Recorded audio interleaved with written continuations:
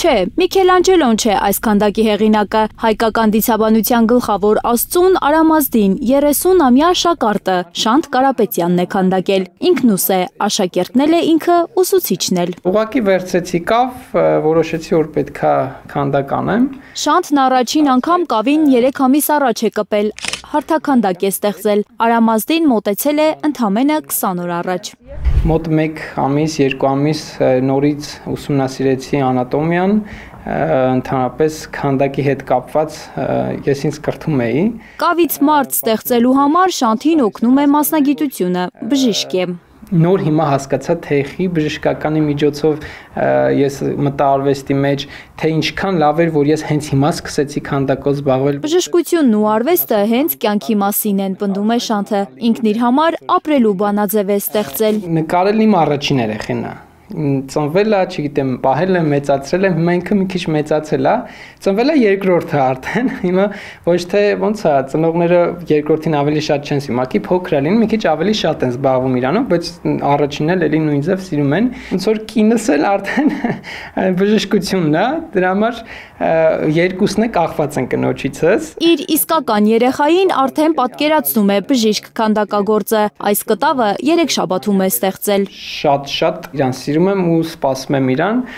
ինչ որ մի օր ինքը կլինի ու իրան արդեն իրական կնկարեմ, ոչ թե պատկերացմամբ։ Ավելի քան 70 կտավ, մոտ 1000 գրաֆիկական աշխատանք, Շանթը մանկուց է նկարում։ Առանձնահատուկ պայմանները պարտադիր չեն, նրա համար կտավ կարող է դառնալ ամեն ինչ, բրնձի հատիկից, դեղահաբից ու լուցկուտուփից, մինչև շենքերի պատեր։ Եթե դու օրինակ բրնձի հատիկի վրա կամ չեմ արվածախքի սերմի ներսի հատվածում ունեք Ռենե Մագրիտ ես պատկերում կամ չեմ Վան Գոգ ես նկարում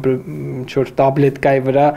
չեմ բժշկականի շենքը ինչ-որ սենց բաներ ես նկարում, ինքը շատ բարդ տեխնիկական բարդություններ կա իր մեջ, բայց դրանցից հետո դու արդեն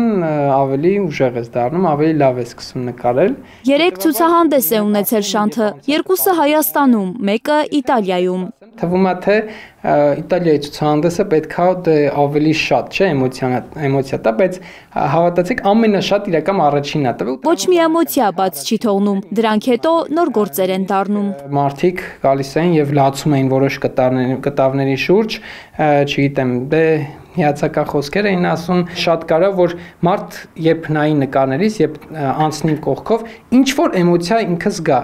Կարևոր չի, լավն է լինել, թե վատն է լինելու։ Էմոցիաների ծնունդ է այս կտավը, Շանթը այն պատերազմ է կոչել։ 1 ամիս աշխատել է, որ կարողանա ցույց տալ այն ամենն, ինչ զգացել է 44 օրյա պատերազմի ընթացքում։ Եթե ինքը էմոցիա չունեցավ, ինքը ուղղակի անցավ կտավի մոտ, նշանակում է ձախողել եմ։ Իր առաջին քննադատը հենց ինքն է, թերություններ գտնում է իր ստեղծագործություններում։ Չեմ ափսոսում, կարողա 3 օր մի դետալի վրա աշխատեմ, հետո ինչ որ բան դուրս չկա, ես չեմ ափսոսելու, բացառում եմ, ես 4-րդ օրը կսկսեմ, այնքան կանեմ, մինչև որ նայեմ ասեմ ստացվել է։ Շանթը խոստանում է, որ դեռ շատ է զարմացնելու։ Կգա մի օր, որ ես կնայեմ իմ գործին ու կասեմ հասա այն կետին, որին ուզում էի։ Աննա Գյուրնազարյան, Առաքել Օհանյան եւ Հարություն Մաթեոսյան, Հայլուրի համար։